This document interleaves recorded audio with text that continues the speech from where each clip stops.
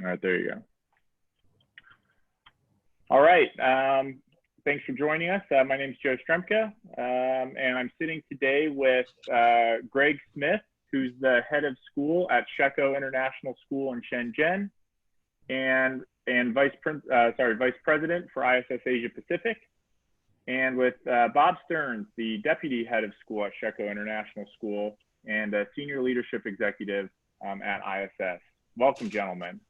Thank you. Hello. Good to be here. Greg, Bob, do you guys mind go ahead and introducing yourselves a little bit and telling us a little bit more about what a little bit more about Shekou International School and a little bit more about what ISS is? Sure. SIS, just over 30 years old, in a city of just over 40 years old. So we think we've sort of carried the educational flame pretty well in this part of the world, and it's one of the fastest growing parts of the world for economy and also in human terms. It's the innovation capital of China, and so our school reflects that. We've got just over 1,000 students from nursery to grade 12. With international baccalaureate in PYP and also in the diploma program, and we've got our own homegrown middle school program, and a part of ISS. And ISS is a 60+ year organization that has opened schools around the world, manages them and does services for them as well in terms of school supplies, professional learning, recruitment, the main areas.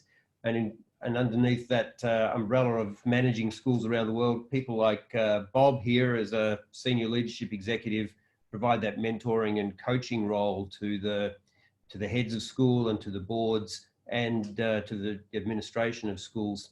And ISS Asia Pacific has about 15 schools that are operating that we oversee, with a couple new ones opening up at the moment. So it's a changing landscape for us as well.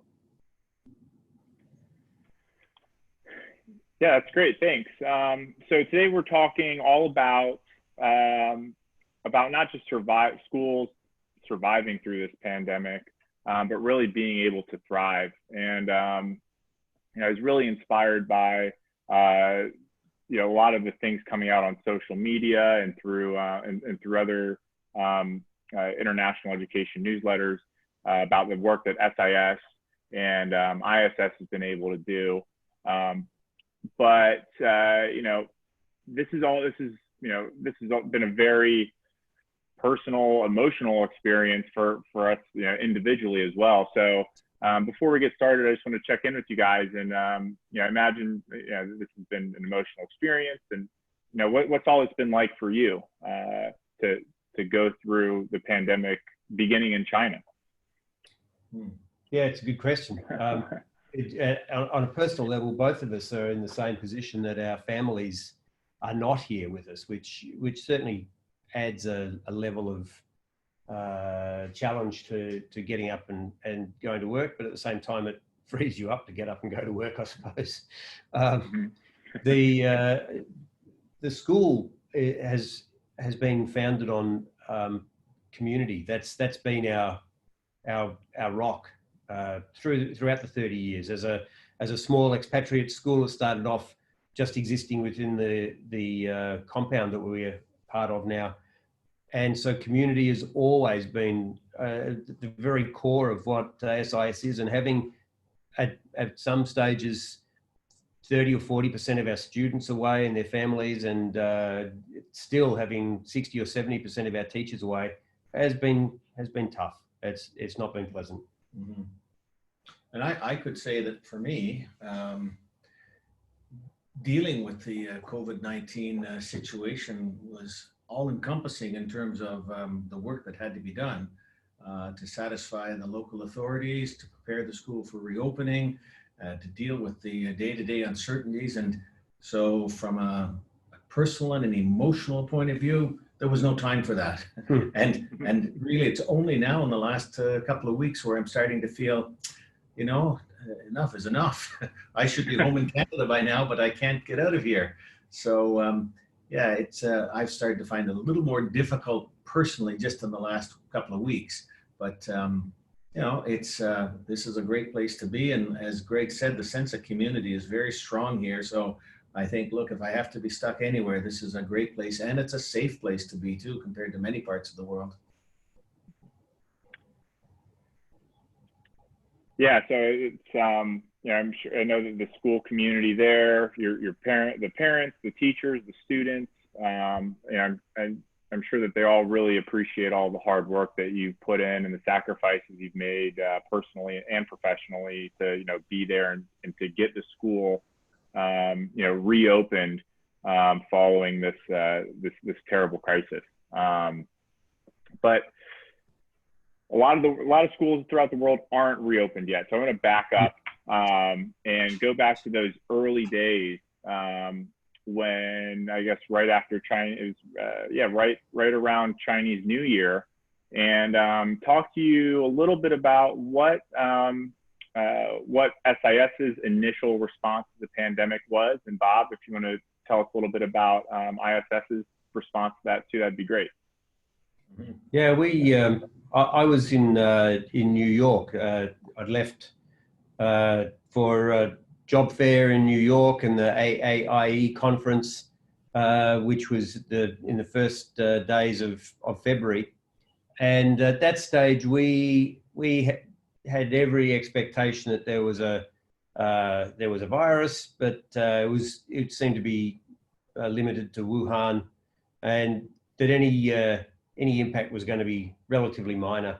And so all of our teachers left for their regular holidays over Chinese New Year, and that's where many of them remain to this day, is in the places that they ended up in for their holidays, with their holiday clothing and not much more.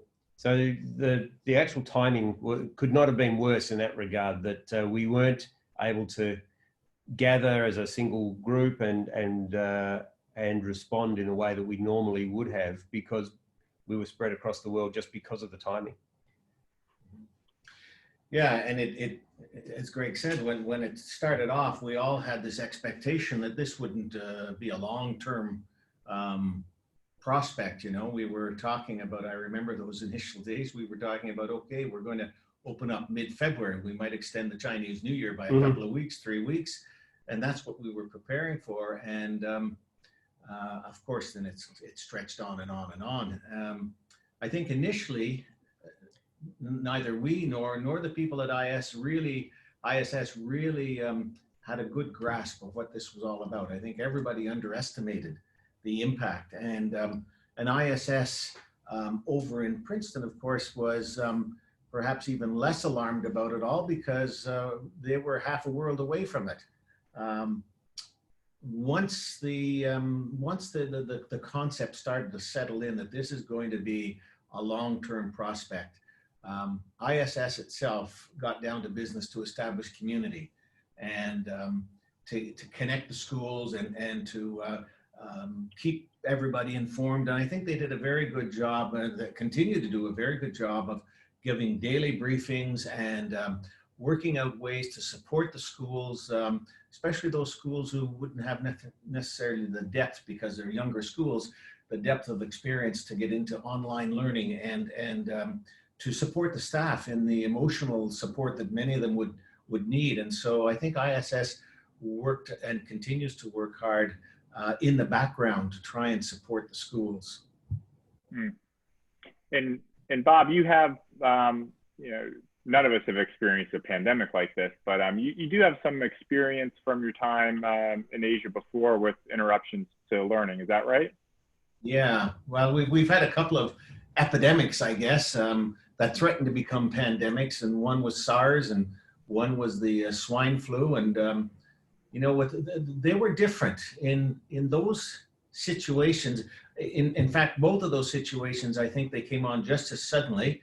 In fact, perhaps with the swine flu, even more suddenly, overnight kind of event. And there was a sense, though, that this is limited and we can control it. You know, both of those and other eruptions had patients were identifiable, and there were strong responses. Hong Kong was extremely strong in its responses, but it was easy to identify who the patients were, and the outlook was very very strong and positive. So we didn't have I think what gnaws at us here is the uncertainty. That uncertainty was not really a strong element in other outbreaks that I've been involved in. Yeah, I'd back that up. The key word that we've had all the way through this has just been uncertainty. It's and unfortunately, a lot of the uncertainty has been fed by either the promulgation of information that is flawed or is trying to downplay the seriousness of it, or for either political or domestic reasons, and it has really been quite difficult to get hold of a single source of truth, where I think that was the thing that you could rely on, is when the government told you, well, we're all stopping and everybody's going home and nobody's getting out. Well, you knew that was the case. It's been a little bit different this time around. Sure. Yeah. Yeah, it sure has. I mean, I don't, there's, we were on vacation, like so many other people, when news of the mysterious Wuhan virus struck, and or, I'm sorry, I shouldn't say that, a virus coming out of Wuhan, and yeah, so it's, we've lived that too, unfortunately, and but it's, and uncertainty has been something that has really, I think, racked a lot of people's lives, for sure. Yeah. So, you mentioned, so after this initial response, when you thought maybe it might only be 2 or 3 weeks, once it really set in that this was going to be something that you're going to have to adapt to as an organization, what are some of the things that both the school and that ISS did to reorganize itself, to be able to deliver remote learning or distance learning? I think we were reasonably fortunate that we've been a technology-rich school, Apple distinguished, and we spend a lot of time on making sure that there's good PD and training, and the kids were all very familiar in the primary school with using a platform called Seesaw. We were pretty good at using that with our what we term our learning innovation coaches. That was a feature of their work.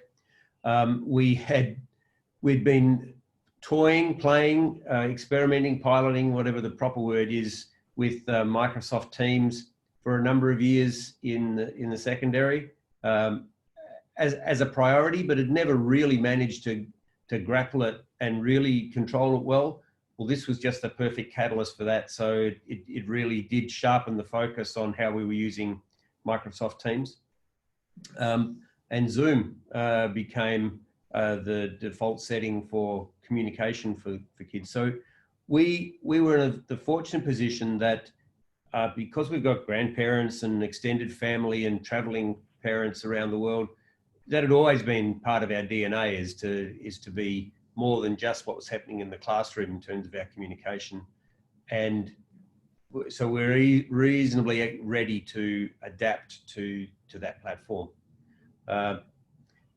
We also, from the ISS side of stuff, and Bob spoke about this, the connection with our other schools happened via WeChat, and that we immediately set up a number of channels that we were able to communicate between teachers, between heads of school, between finance managers and other facility managers, because as Bob took the lead in responding to demands of the officials, that became a real lifeline of clarifying ideas later on. Mm-hmm. Yeah, and I would say that it was just as important in many ways to communicate with and support the administrative and support staff, everybody from the cleaners and the guards right up through our finance department, our facilities department. Everybody needed to be supported in different ways, and so that was an important aspect of it, not just focusing on the academics and the faculty, but the whole school, and making the whole school feel as a community. And then also working with the parents in the parent association, because as you can imagine, especially with social media, there would be a plethora of channels that were voicing, concerns and rumors and discomfort and fear. And so working with the PSA and taking in the PSA executive to our communications on a weekly or bi-weekly basis was important as well. The ISS channels amongst the schools was important, but then there was also an extension of the channels of all the international schools in the area getting together as well. So that having those that ability to speak with one another and really to be open and share facts and ask about rumors and just everybody keeping an eye on everybody else, I think was very important. And of course, this was during the time that all of us were still scattered across the world, working out whether we should come back, whether we should just spend another couple of weeks in a holiday destination, or come back where there was still some risk. So it was a crazy time. Yeah, I'm hearing the word communication a lot among, not just with your faculty, but also, Bob mentioned with the admin and support staff and groundskeepers and all parents, all of these people. And I'm interested too, because it seems like ISS is also, and Bob touched on this, right, extending to all the international schools, right, that there's been a really sort of, there's been a concerted push to bring together resources, expertise, knowledge, practices, and share that through ISS. Do you want to talk maybe a little bit more about what's been going on in terms of that sort of communication with the other international schools? Yeah, we see ourselves as being the older statesman in the international school services world. We've 60 odd years, there's no one can match that, and we're a not-for-profit, and so part of our purpose and our mission is to make a difference. And so the default setting is, if we've got information, we should share it across all of the international schools rather than making it a proprietary thing. So that has been part of the role and function of a couple of our directors of professional learning and director of research and development, is gathering information from, as Bob said, the plethora of stuff that's being thrown out, sifting through, trying to find the themes or the truths within, and then reposting and republishing. And towards the end of the space, we've been running free webinars that I think in some cases have been attracting in the thousands of people viewing them, just having the conversations about the sort of topics that we're covering now. Is what did you do in the first place? What were the missteps you made? Looking back, what do you wish you hadn't done? Those sort of snippets of information about how you deal with the community or staff or devices and so on have been something that we've taken an active role in trying to get good information out to everybody. That's great, and I know folks here in the U.S. have benefited from learning from private and international schools in Asia who kind of went through this first and are now actually going back to reopening. And so there's probably another lesson, for schools in the United States and other parts of the world that haven't reopened yet, how to go about that effectively. Yeah. No question. And we're happy for you to learn from our mistakes. Yeah. Well, that's the second time I've heard you talk about your mistakes. You want to share what some of those mistakes were, I guess? Yeah, I think that one of the mistakes we made was trying to control the message. We tried to put it into writing and make our we ramped up the number of times that we were communicating out. At the first period of time, it was a daily update. Then we moved into more detailed twice a week updates. And had we known the length of time that we were going to be separated and spread, we would have held a lot more scheduled town hall sort of online meetings. But we had those sporadically and not scheduled in because we're across every time zone on the planet. So we saw that as being too difficult. In retrospect, we should have overcome that difficulty and really scheduled those things in much more. The face-to-face communication was something that we underestimated the power of at the beginning. Mm-hmm. Mm-hmm. Yeah, I'd say the if we had to do it all over again with the online, let's not. But yes, if we had to do it, and who knows? I just heard read a report about a swine flu that's emerging somewhere. Anyway, no, if we had to do it all over again, I think we might have injected that face-to-face element a lot more strongly at the beginning. Because as we all know, the learning is propelled by the relationship between the student and the teacher. And that relationship is really compromised with the online learning medium. It doesn't have to be severely compromised, but you can take efforts to bring that face-to-face to bear. And I think we probably would have pushed a little harder on that right from the beginning. Thinking that it wasn't going to be so long-term, we were more concerned about the technical aspects of the online learning rather than the personal. I think if we were, again, that was a mistake. We probably should have done that right from the beginning and emphasized to our teachers and our TAs about the value, the obligatory nature of connecting personally with each and every student. Yeah, so, by and large, though, right, things have been, right, you've been able to turn that corner and overcome those difficulties or maybe some hindsight that I wish we would have done this differently.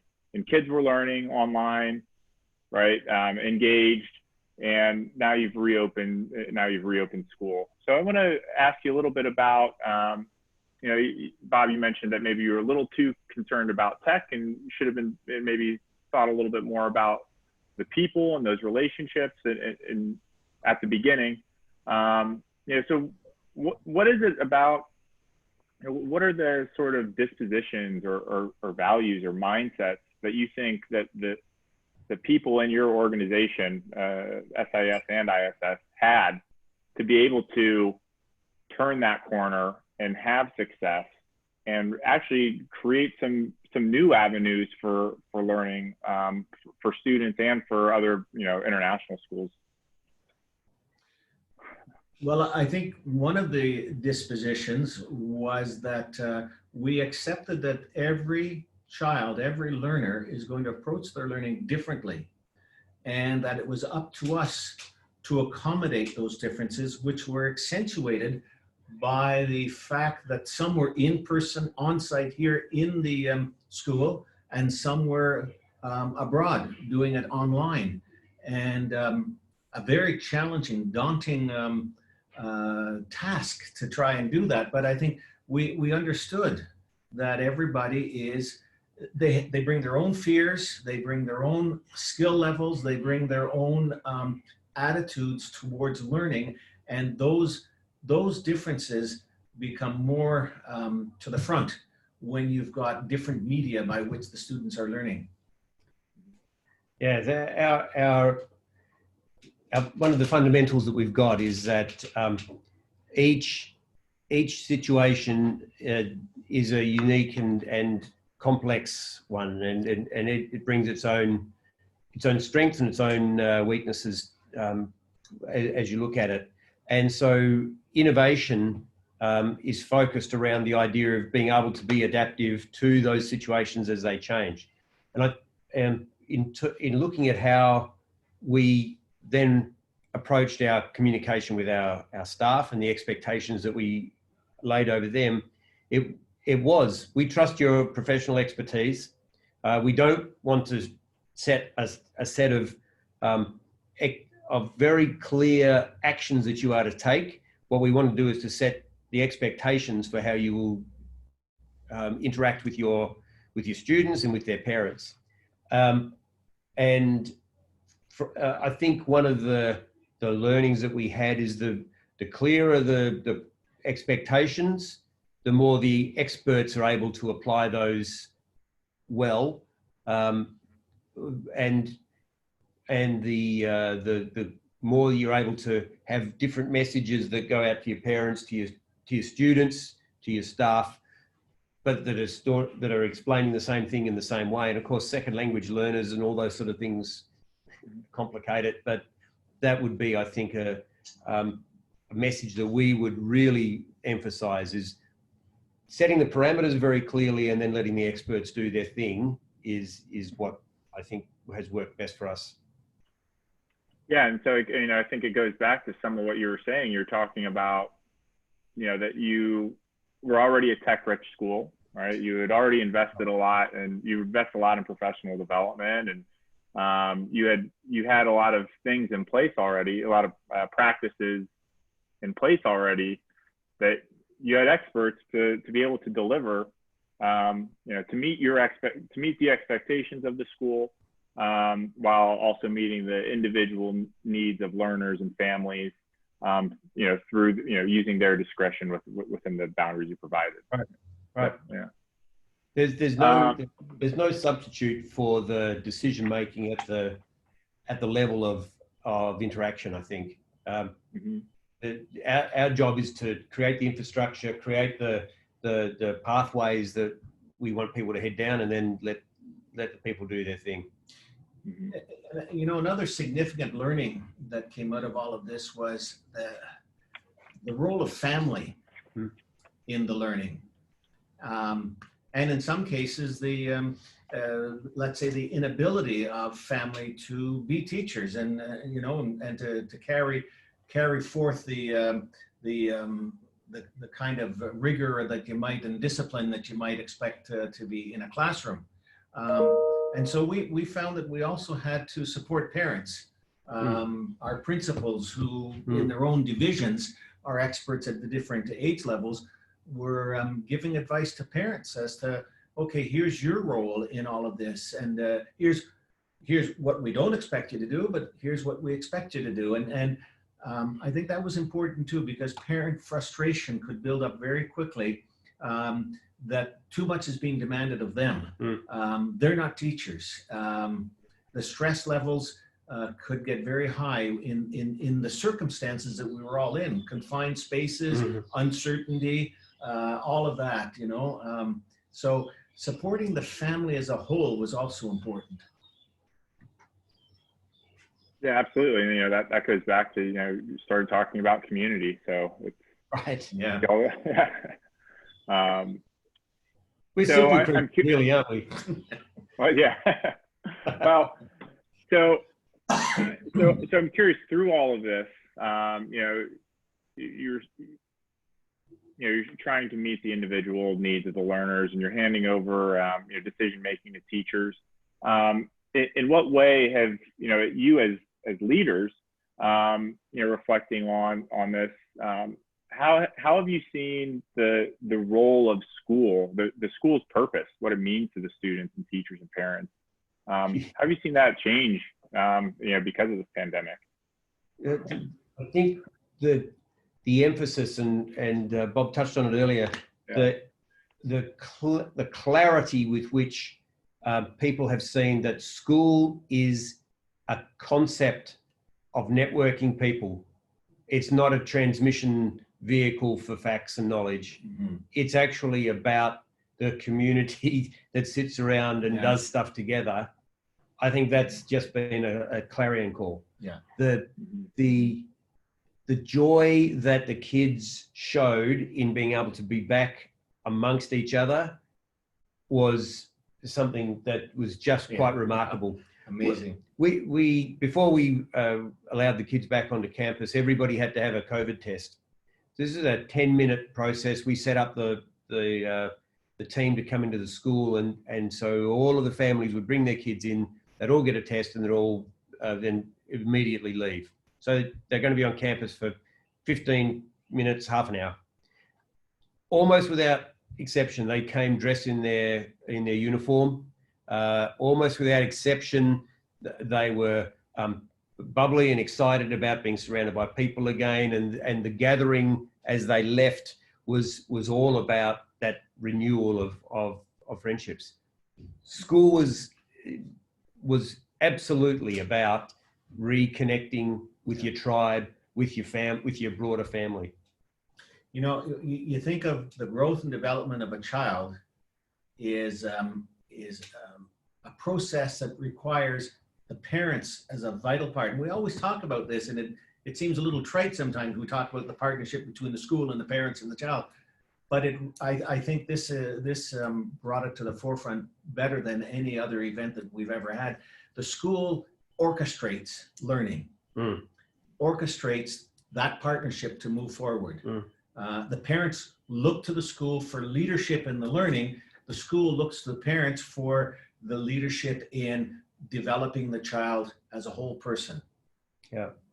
One other small anecdote about that, where the clarity of what the school is really about. When we did restart, and we brought the kids back onto campus and they were in their classes, the kids that suffered the most were those that were still outside the community. So we still had 30% of our kids outside. So 70% of them were sitting in the classroom, and then there were half a dozen who were Zooming in.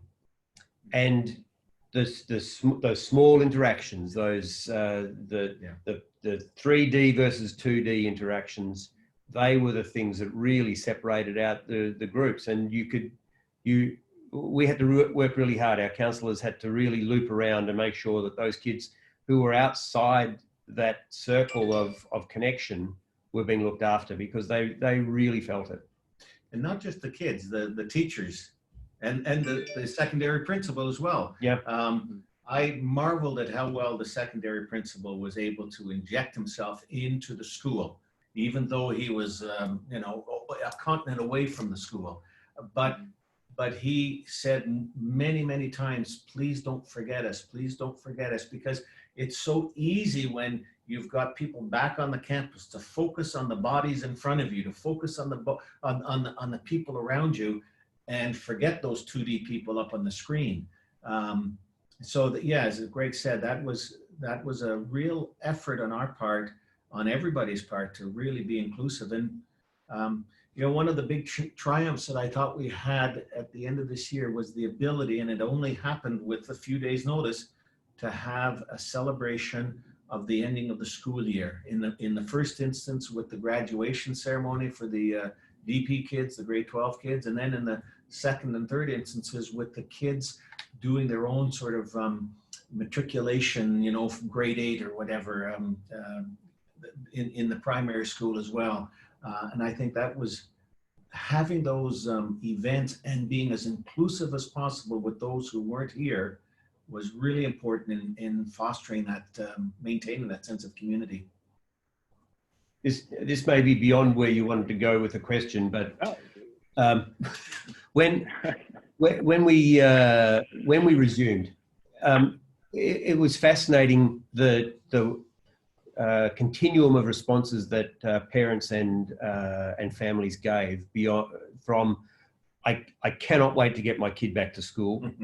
This is the best news I've had ever, through to we're still terrified that there is going to be a reinfection. And I know you've done all sorts of good things with cleaning, but our family home is the safest place to be, and we haven't left it for 3 months, and we don't want to leave it now. So even though the school was open and logically they could see that it was a healthy, safe place to be, there were many parents, well, not many, there were some parents who chose not to send their kids to the school. And the kids were then Zooming in, even though they were in the same city. And I would imagine that's going to be played out across every other constituency that the schools reopen. And so that sense of community and connection and care that needs to wrap around the kids, even though you haven't got them in the physical space, is something you probably do want to think about, because the family's level of fear and the different responses that come in really can be startling in its breadth. Mm. Yeah, and that you know, the being able to, you know, respect those individual needs of all the families and learners in the community, and that's certainly an important thing. You know, safety and well-being, yeah, has really come, you know, we take it for granted for so often. This has made us re-examine that. Yep. So I want to shift gears a little bit to ask, I guess, reflecting on some more specific practices, and then casting the, I guess, casting the shadow further. So, you know, you shared a lot about how it was important to communicate, and you had some platforms in place. You had Microsoft Teams and Zoom, and you had a number of things in place. What are some examples of what are some of the more creative practices that you saw going on at SIS, or maybe at other ISS schools, that you're proud of, and that you wanted to share, and you want to share with others? Specific practices will probably they're too small to go into, but let me talk about some of the general trends that we saw, maybe more reflective of how schools could apply them, because what works for us here in Shenzhen with the particular makeup may not be applicable, but I think some of the things that are applicable. The setting of small teams that reinforce the connections, I think really is an important aspect that we're able to do. It's very hard to make a community of 1,000 kids and obviously another 2,000 parents beyond that, all feel all connected all the time. And so subgroups, I think, are something that has really been effective for us. And whether that be the tribes or the family groups or the cohorts within grade levels, down to the groups that are working on a particular project, reinforcing that whole nature of you're a team, and we'll teach you some explicit teamwork skills, I think is something that we'll be taking forward. Mm-hmm. A second one is time. The amount of time that we have traditionally given to activity and thinking has been shown to be insufficient when compared to the quality of work that comes out when you give more of it. And the asynchronous approach to teaching was the catalyst to that. Is that when we'll talk to you today and set some expectations, and then we'll loop back in a few days to talk to you again about this. And here's the work that you can do in the interim. The depth and the quality of creativity in particular was just magnified. So we think that giving more time, and that obviously has implications for scheduling and for approaches to the planning of lessons, we would see that as being something that's certainly going to be a part of our future. I think the other aspect to it is the power and the importance of connecting to parents as we bring. We'd always been good at informing and educating them about what we do. I think we've paid a little bit of lip service perhaps to talking about what we do. We've talked about it in terms of we're the we, and I think we need to broaden that definition out, because there are many, many parents who have now understood that the we is actually an integrated whole. So that's going to be something as we go forward, is the building that sense of we more strongly. Even though we thought we've done a good job of that before, I guess that's been one of the bonuses, is you've got a little bit of time to be self-reflective. I'd add a couple of things that I observed over the course of this, and one is the power of voice connections, and maybe add to that visual, facial. and whether you're talking about synchronous or asynchronous, those teachers who really put a lot of effort into connecting vocally with recordings, visual or just vocal, with the students, I think really deepened their relationships and enriched the learning process for the kids on the other side. I was able to listen in on some of those as a voyeur in a way, because I asked the two principals to give me connections to some of them just so I could monitor them in my own way. And it was heartening to hear the personal connections that were deepening over the weeks between the teacher and her students, and in some cases the parents getting on as well. So I think that really, really important. We often do chats, you know, the written chats, the chat bots that we see on those websites, those service sites. The voice to voice is so important. So that that connection, I thought, it really emphasized to me how rich our interactions can be when we hear each other speak. The other thing that we observed in this was some of the children who might otherwise not demonstrate their learning as clearly, as forthrightly, in these media that came through with the online learning. And as Greg said, maybe with a little more time, a little more scope by which they could demonstrate their learning. It was amazing to see some of these kids who you might least expect it to shine and thrive on the online learning. So that whole notion of not respecting the different ways that kids can demonstrate their learning. Again, we thought we'd been pretty good at that in the past. This has really opened our eyes to the breadth of capacity that's in kids. Yeah. So it's been a good. There is certainly some silver linings in it. The introverted kids came out. Yeah. So really, not holding a mirror up to your face, really having a mirror shoved in your face and you having to look at. Right. Smacked over your head a few times and then.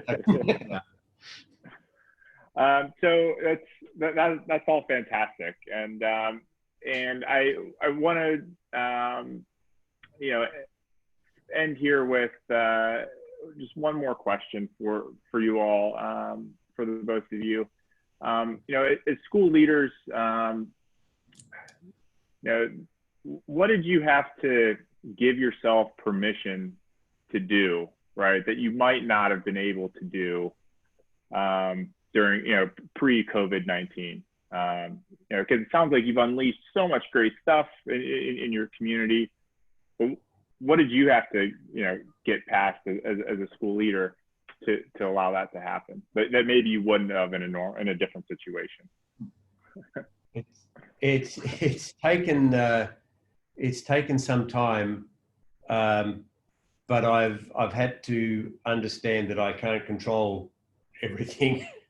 And I would have been the picture in the headline that says crazy old man shakes fist at cloud in the early days of this. So I've given myself permission to roll with the punches and to be accommodating of the uncertainty. I don't have to like it, but I've had to give myself permission to roll with it a bit more. And I think that's opened maybe some thinking about different pathways that may not have been there when I was trying to control things.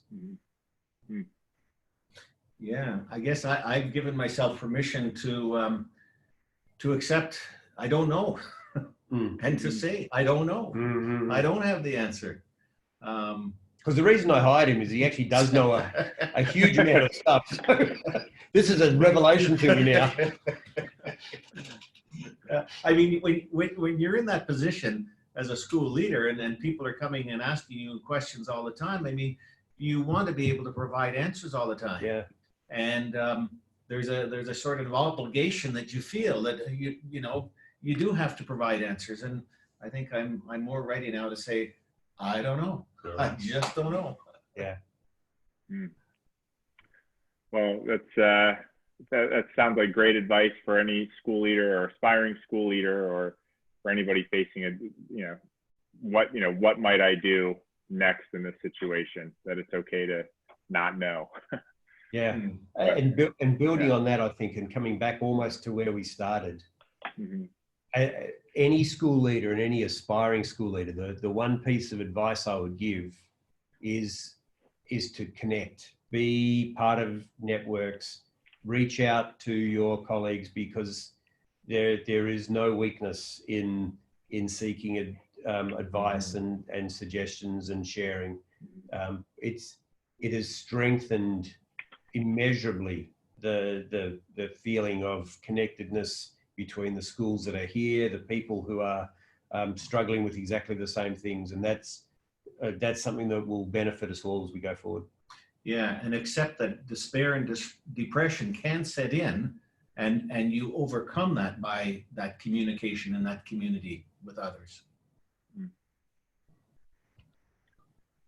Yeah, we all need we all need someone, right? And to connect and yeah.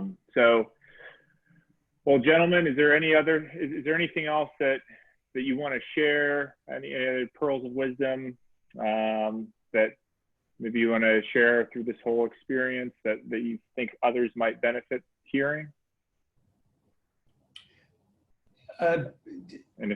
It's an ISS thing more than most, I think, is that professional learning, the idea of conferences, the means by which you hire people, they're all getting a complete shake up, and the likes of which has never happened. And the pace of change as a result of this crisis, I think, is going to be really significant in schools. And the default setting of many of us is going to be, let's try and plan to be the first ones out of this, and to be looking at how we can maximize the benefit to ourselves. And if we do that, it will be to the detriment of all of us. And we need to find a way that we continue this sharing that's been so much a part of the isolation and the uncertainty that we've had, and take it to the next level, and really get all boats to float higher on the rising tide. That would be my insight. Yeah, the last thing we want to do is return to the status quo. Yeah. And I think looking for those silver linings, looking for those opportunities, they're all out there right now. I think that's what we have to focus on. Well, SIS and ISS have certainly shed a light on some possibilities of what might be on the other side of all of this. And I greatly appreciate you gentlemen leading the way on that, and taking the time to share a little bit today what that might be. So thank you, Greg Smith, Bob Stearns. Thank you both very much, and I can't wait to see what comes next. Yeah, it's been a pleasure. Thanks, Joseph. Looking forward to seeing you in person someday, Joseph. Yeah. Okay. See you, mate.